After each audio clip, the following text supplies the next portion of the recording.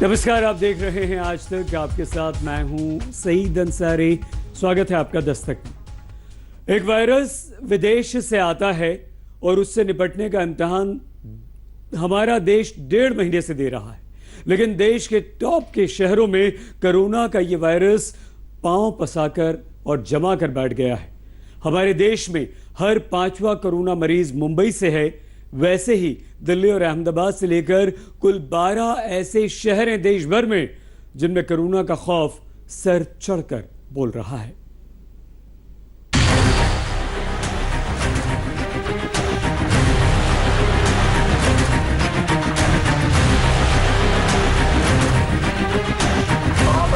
बढ़ रहे हैं। जो भी कस्टमर्स है, जो भी दुकानदार है, उन्होंने सोशल डिस्टेंस रखना चाहिए। हर एक दुकानदार की जवाबदारी है, हर एक नागरिक की जवाबदारी है सोशल डिस्टेंस रखना, और सबकी जिम्मेदारी है मुंह पर मास्क लगाना।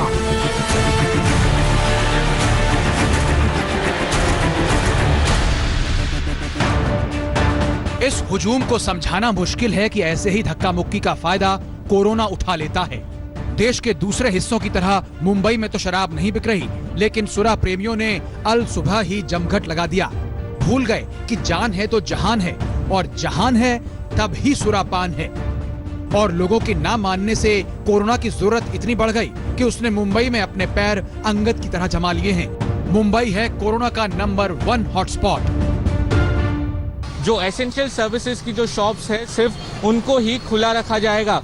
अब इस वक्त हम मुंबई के लालबाग इलाके में मौजूद है और आप यहाँ की तस्वीरें देखिए, आपको बिल्कुल नहीं लगेगा कि यहाँ पर लॉकडाउन है। लोगों की भारी भीड़, पुलिस ऑफिशियल्स यहाँ पर मौजूद है। आप देखें कि वो एक एक के पास जाकर लोगों को पूछ रहे हैं कि इतनी भारी तादाद में लोग यहाँ पर क्यों है, अपनी गाड़ियाँ लेकर डबल सीट्स पर ऐसे क्यों बाहर निकले हैं, लेकिन लोग है कि समझने की कोशिश नहीं कर रहे।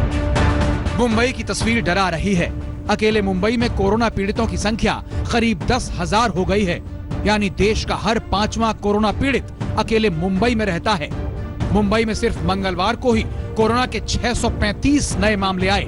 मुंबई में 24 घंटे में ही 26 लोगों की जान चली गई। अब तक वहां कोरोना से मरने वालों की संख्या 387 तक पहुंच गई है। और ये सब तब हो रहा है जब महाराष्ट्र सरकार का दावा है कि वो कोरोना पर नियंत्रण के लिए सबसे उत्तम इंतजाम कर रही है। वैसे मुंबई में कोरोना से लड़ने के लिए 1000 बिस्तरों वाले कई कोरोना अस्पताल बन रहे हैं। मजदूर काम तो कर रहे हैं, लेकिन चाहते हैं कि जैसे ही काम खत्म हो उन्हें गांव जाने की इजाजत मिले। फॉर्म भरे हैं 2 बार 3 बार दिया, दोनों बार कैंसिल हो गया है। कल भी भरे, कैंसिल हो गया। आज देखो रात में जाके फिर भरेंगे, क्या होता है। नहीं, काम करके ही निकलेंगे, मगर क्या कि हम लोग को बहुत ज़्यादा यहाँ प्रॉब्लम है। अभी 2-4 दिन से काम कर रहे हैं। खाने पीने का कोई इंतजाम नहीं है। हम लोग के पास जो भी पैसा था खा पी के खत्म हो चुका है। हम लोग इधर उधर से लेके खाना पीना चला रहे हैं। मुंबई में कोरोना डाल है तो दिल्ली में मानो पात पहुंचने के लिए मचल रहा है। दिल्ली है कोरोना का नंबर 2 हॉटस्पॉट। दिल्ली में कोरोना का आंकड़ा 5000 के पार हो चुका है। पिछले 24 घंटे में 206 नए मामले आ गए। डराने वाली बात यह है कि पहले जहां कोरोना मरीजों की संख्या 13 दिन में 2 गुनी होती थी, वो अब 11 दिन में हो रही है। 3-4 दिन पहले ये 13 था, अभी 11 पर है। और इसका रीज़न ये है कि काफ़ी सारे पेंडिंग रिपोर्ट्स अभी आ रही हैं पिछले 3-4 दिन में। तो हजारों के हिसाब से पेंडिंग रिपोर्ट्स के रिजल्ट आए। अहमदाबाद में कोरोना से लड़ने की बात चाहे जितनी हो, लेकिन कोरोना तैयारी पर भारी पड़ रहा है। अहमदाबाद है कोरोना का नंबर 3 हॉटस्पॉट। अहमदाबाद के हालात इस कदर बिगड़ते जा रहे हैं कि बीते 24 घंटों में ही 39 मौत कोरोना से हो गई हैं, जिससे अहमदाबाद में ही कोरोना से मौत का आंकड़ा 366 तक पहुंच गया है। बीते 24 घंटे में यहाँ 349 नए मामले सामने आए हैं, जिससे मरीजों की कुल संख्या 4425 तक पहुंच गई है। इसका मतलब है कि हमारे यहाँ बिल्कुल अब उत्तरोत्तर जितने लोग रिकवर होके अच्छे होके वापस घर जा रहे हैं, इनकी संख्या बढ़ रही है। और अगर पूरी संख्या आज के दिन पर देखा जाए तो अभी तक पॉजिटिव केसेस तो हैं, पर उसके सामने 1381 जितने लोग बिल्कुल ठीक हो गए हैं और डिस्चार्ज हो गए हैं, ये अंक है। महाराष्ट्र के बाद गुजरात में सबसे ज्यादा कोरोना की वजह से मौत हुई है और उसमें भी अहमदाबाद कोरोना का हॉटस्पॉट बना हुआ है। एक ही दिन में अहमदाबाद में महज 24 घंटे में 39 लोगों की मौत हुई है, जबकि अहमदाबाद का जमालपुर इसका सबसे बड़ा हॉटस्पॉट है और अहमदाबाद के अकेले जमालपुर में 79 लोगों की मौत हुई है। कोरोना के ये टॉप 3 हॉटस्पॉट हैं, लेकिन देश में 12 ऐसे शहर हैं जहां कोरोना के 60% से ज्यादा मामले हैं। भारत के नक्शे पर number 1 Mumbai, number 2 Delhi, number 3 Ahmedabad, number 4 Chennai, number 5 Indore, number 6 Pune, number 7 Jaipur, number 8 Surat, number 9 Kolkata, number 10 Agra, number 11 Hyderabad और नंबर 12 भोपाल। वैसे तो कोरोना का वायरस कहां नहीं पहुंच गया है, लेकिन देश के इन 12 शहरों में कोरोना को नियंत्रित कर लिया गया तो हालात को काबू में लाना बहुत आसान हो जाएगा। कोशिशें अपनी जगह हैं, लेकिन कोरोना की चाल कोशिशों को मात दे रही है। मुंबई में सौरभ वक्तानिया और अहमदाबाद में गोपी घांगर के साथ पंकज जैन, दिल्ली आज तक। सरकारों के खजाने खाली हैं, उसको पैसा चाहिए और पीने वालों को शराब चाहिए। लेकिन इस पीने पिलाने के साइड इफेक्ट्स अब साफ तौर पर दिखने लगे हैं। कहीं पीकर कोई डॉक्टर बानी की टंकी पर चढ़ गया तो कहीं किसी ने कुतुब मीनार में अपनी कार ठोक दी। कहीं सड़क पर ही लोग झूम बराबर झूम होने लगे, जबकि शराब खरीदने के लिए सामाजिक दूरी की धज्जियां खुलेआम अब दोस्तों उड़ रही हैं।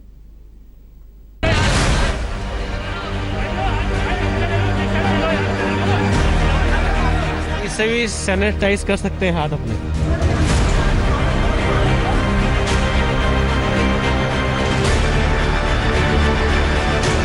दिल्ली सरकार को घाटा पड़ गया, जब किया इसलिए बढ़ा दिए उन्होंने पैसे। न चेहरे पर ठीक से मास्क, न सामाजिक दूरी का लिहाज, न पुलिस की सख्ती का डर, बस किसी भी तरह मिल जाए शराब की बोतल।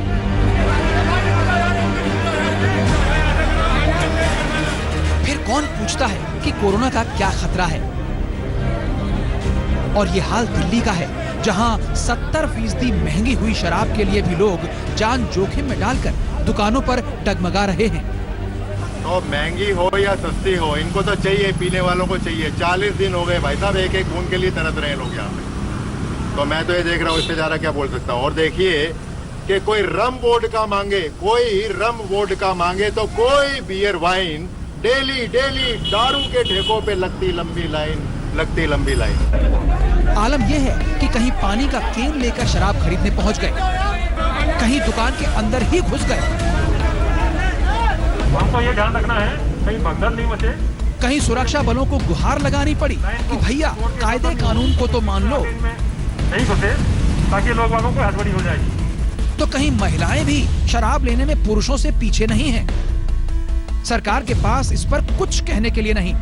देखिए, ये कहा गया है कि वहाँ पर सोशल डिस्टेंसिंग का नॉर्म रखा जाए, 1.5-2 मीटर का गैप सबके बीच में रखा जाए, उसको इंश्योर किया जाएगा। तो अगर सोशल डिस्टेंसिंग नहीं पाई जाती है तो क्या दुकान के खिलाफ भी कार्रवाई होगी, उन्हें सील किया जाएगा? देखिए, अगर सोशल डिस्टेंसिंग नहीं हो तो जरूर उसके खिलाफ हम देखेंगे। जाम छलकाने की हसरत सिर्फ दिल्ली में ही नहीं है, बल्कि देश के अलग अलग हिस्सों में 3 दिन से ऐसी ही तस्वीरें आ रही हैं। लेकिन शराब का साइड इफेक्ट अभी से दिखने लगा। जब जाम का असर हुआ तो कार सारे सिग्नल, सारे फाटक तोड़ते हुए सीधे बेडरूम में घुस गई। जयपुर में डॉक्टर साहब ने दारू चढ़ाई तो अस्पताल जाने की जगह पानी की टंकी पर चढ़ गए। लखीमपुर खीरी में ये जनाब पीकर निकले तो सड़क किनारे खड़ी तमाम गाड़ियों से टकराते हुए निकले। और हाँ, आप खुद इनका हाल देख लीजिए। कहाँ जा रहे हो? घर जा रहे हो? इतनी दारू कहाँ से पी के आए हो? हैं? दारू इतनी काहे पिए हो? दिल्ली में एक आदमी को शराब इतनी चढ़ गई कि उसका नशा कुतुब मीनार से भी ऊंचा हो गया। उस दीवाने ने कार सीधे कुतुब मीनार की दीवार में दे मारी। लेकिन कोरोना में सरकार की तिजोरी हल्की हुई तो नजर पीने वालों पर गई। आंध्र प्रदेश और दिल्ली के बाद कर्नाटक सरकार भी शराब पर 5 से 15% तक स्पेशल कोविड टैक्स लगाने का प्लान कर रही है। पश्चिम बंगाल ने 30% दाम बढ़ा दिए हैं, तो राजस्थान ने 10%। हरियाणा ने भी तय किया है कि कोरोना सेस के नाम पर शराब के ब्रांड के हिसाब से प्रति बोतल 2 रुपए से 50 रुपए के बीच सेस वसूला जाएगा। यूपी में शराब बिक्री पर बीजेपी सांसद सतदेव पचौरी ने मुख्यमंत्री योगी आदित्यनाथ को चिट्ठी लिखी है कि रेड जोन में शराब बेचने की इजाजत हरगिज नहीं मिलनी चाहिए। लेकिन सरकार की दुहाई है कि खजाना खाली है तो करें क्या। इस बीच पंजाब सरकार ने तय किया है कि वहां शराब की होम डिलीवरी होगी। ऐसा दुकानों पर 5 से ज्यादा लोगों को रोकने के लिए किया जा रहा है। साथ ही होम डिलीवरी में सिर्फ 2 लीटर शराब ही हासिल की जा सकती है। इस पर विपक्ष तंज कस रहा है कि खाने पीने की चीजों की सरकार होम डिलीवरी तो ठीक से करा नहीं पाती, शराब जरूर पहुंचाने जा रही है। पंजाब में भी खुलना चाहिए। मैं इसके पक्ष में हूं कि पंजाब में भी शराब खुलना चाहिए। तो क्या आपका ये मत भी है कि इस पर कोई टैक्स भी लगना चाहिए कोरोना से? पक्ष में हूं भी इस पर टैक्स लगना चाहिए। वैसे शराब की होम डिलीवरी की बातें दूसरे राज्यों में भी हो रही हैं, लेकिन शराब को लेकर जिस तरह कोरोना से लड़ने वाले सारे कायदे कानूनों की धज्जियां उड़ाई जा रही हैं, उससे डर है कि कहीं कोरोना वायरस की होम डिलीवरी ना होने लगे। दिल्ली में चिराग गोठी के साथ सतिंदर चौहान, चंडीगढ़, आज तक। कोरोना के समानांतर एक सवाल गिरती हुई अर्थव्यवस्था को लेकर भी उठ रहा है। पिछले कई दिनों से अलग अलग ढंग से कांग्रेस हमलावर अंदाज में है। आज कांग्रेस अध्यक्ष सोनिया गांधी ने सरकार से पूछा कि लॉकडाउन 3 के बाद सरकार का क्या प्लान है और कैसे देश की अर्थव्यवस्था पटरी पर आएगी। 50,000 हिंदुस्तान में कोरोना मरीजों की संख्या जिस तरह बढ़ती जा रही है, उसमें सवाल है कि आगे क्या होगा। जब 40 दिनों के लॉकडाउन में आंकड़े धीमे नहीं पड़े, तो 17 मई को लॉकडाउन 3 खत्म होगा। उसके आगे क्या होगा? बस इसी सवाल की उंगली पकड़कर कांग्रेस अध्यक्ष सोनिया गांधी ने केंद्र सरकार पर उंगली उठा दी। भारत सरकार एक तरफ तो लाखों करोड़ की वसूली कर रही है और दूसरी तरफ कोरोना महामारी और उसके आर्थिक संकट से लड़ने के लिए प्रांतों को पैसा नहीं दे रही। ये अपने आप में अमानवीय भी है और केंद्रीय भाजपा सरकार की निर्दयता भी। मोदी जी से हम यही कहेंगे, तू इधर उधर की बात ना कर, ये बता कि कारवां कैसे लूटा। सोनिया ने कांग्रेस मुख्यमंत्रियों के साथ वीडियो कॉन्फ्रेंसिंग की, जिसमें सरकार की भावी रणनीति पर यक्ष प्रश्न दागा कि 17 मई के बाद क्या और 17 मई के बाद कैसे। कोरोना के खिलाफ कांग्रेस की रणनीति बनाने के लिए जिस कांग्रेस परामर्श समिति को बनाया गया है, उसके प्रमुख और पूर्व प्रधानमंत्री डॉक्टर मनमोहन सिंह ने भी सोनिया के ही सवाल को दोहराया। बाकी सवाल और केंद्र से शिकायतें राज्य सरकारों की तरफ से आईं। राजस्थान के मुख्यमंत्री अशोक गहलोत ने आरोप लगाया कि प्रधानमंत्री से हम लगातार आर्थिक पैकेज मांग रहे हैं, लेकिन अब तक कोई जवाब नहीं मिला है। छत्तीसगढ़ के मुख्यमंत्री भूपेश बघेल ने भी लॉकडाउन से खराब आर्थिक स्थिति में तुरंत मदद की बात छेड़ी। पंजाब के मुख्यमंत्री कैप्टन अमरिंदर सिंह ने केंद्र पर तंज कसा कि दिल्ली में बैठे लोग राज्यों की जमीनी वास्तविकता को समझे बिना ही जोन बना रहे हैं। पुडुचेरी के मुख्यमंत्री नारायणसामी ने आरोप लगाया कि जोन बनाने में राज्यों से पूछा ही नहीं गया। कांग्रेस के मुख्यमंत्रियों ने केंद्र पर जो आरोप लगाए, आरोपों की वही ध्वनि पश्चिम बंगाल की ममता सरकार से भी आ रही है।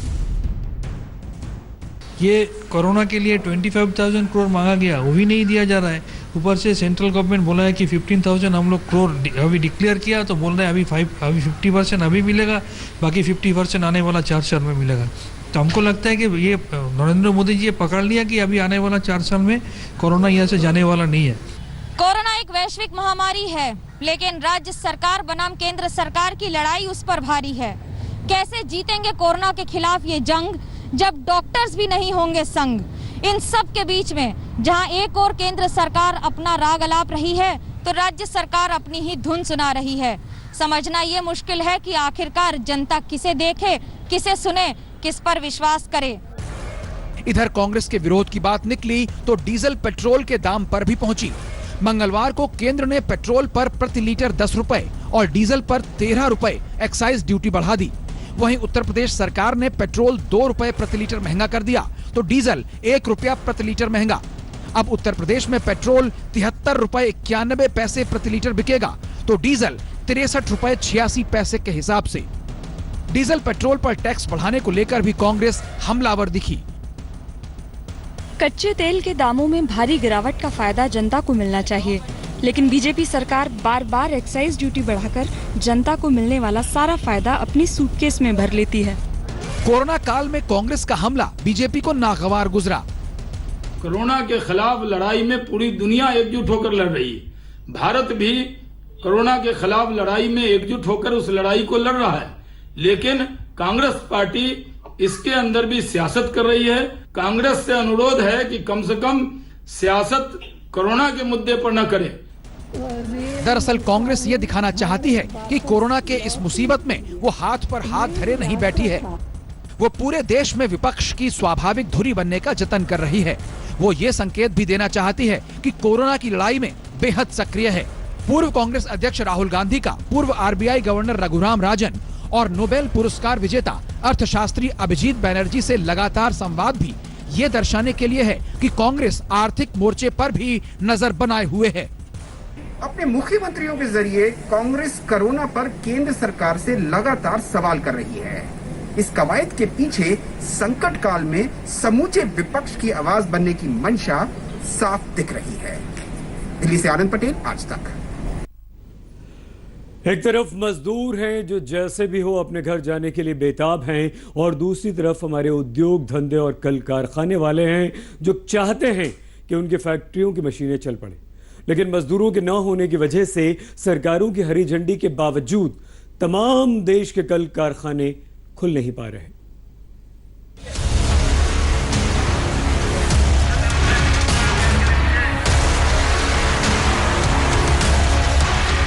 अपने अपने घरों के लिए बढ़ते और निकलते मजदूरों के कदमों की आवाज इंडस्ट्री चलाने वालों के दिलों पर हथौड़े की तरह बज रही है। ये तस्वीरें जयपुर की मंगला सरिया फैक्ट्री की हैं, जहां रोजाना 500 मजदूर काम करते थे। अगर 1/3 मजदूर भी रखें तो 250 चाहिए, लेकिन आज 100 के भी लाले पड़े हुए हैं।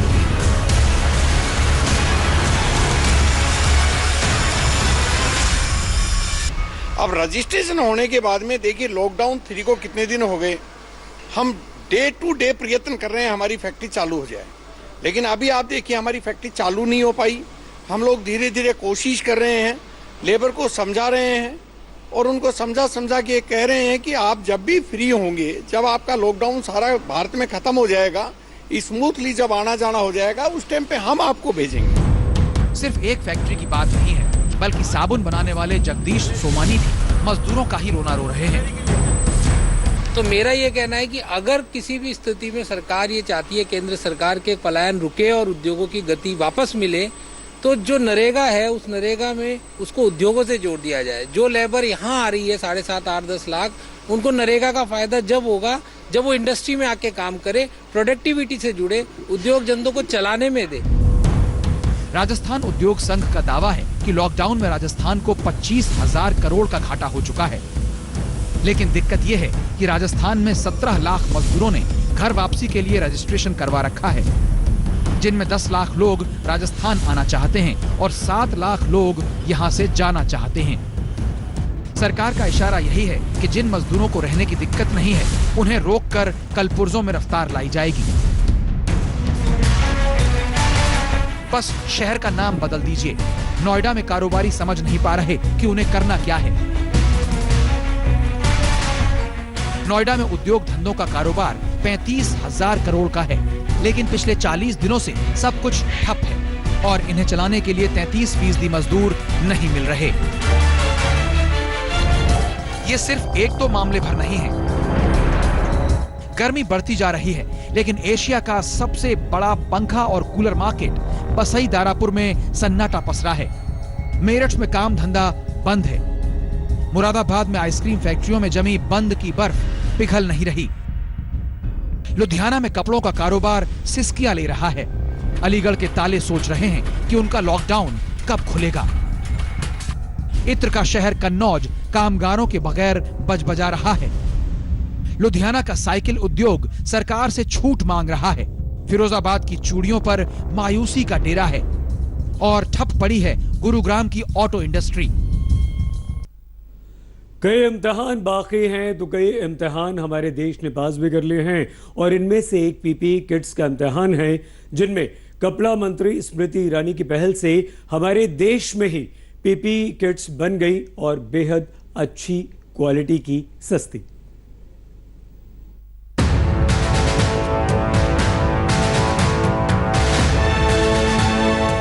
वो कहते हैं ना कि जहां चाह वहां राह। कोरोना से जंग में भी यही हुआ। जब कोरोना का कहर सिर पर मंडराने लगा तो कोरोना के कर्म योद्धाओं को जरूरत पड़ी पर्सनल प्रोटेक्टिव इक्विपमेंट यानी पीपीई की। स्वास्थ्य मंत्रालय ने 52,000 पीपीई किट मंगाई थी, लेकिन एक तो वो सही नहीं थी और ऊपर से ऊंट के मुंह में जीरा।